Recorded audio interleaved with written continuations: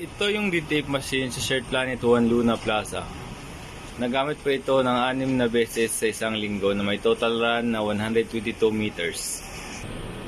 Printer head, capping, at ganito naman yung tamang pag-clean.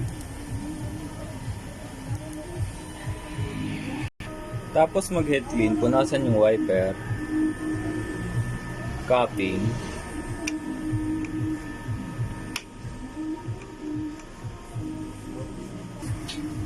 at ganito naman yung tamang pag-nozzle check.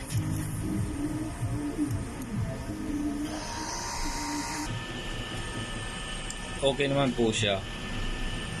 Yung ink system ay tama lang. Yung waste tank, pinalitan po to nung nakarang araw.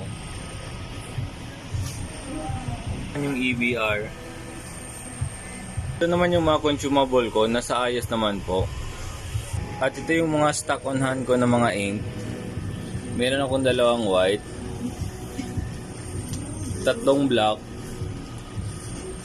3 magenta, 3 yellow, 1 cyan, 2 solution.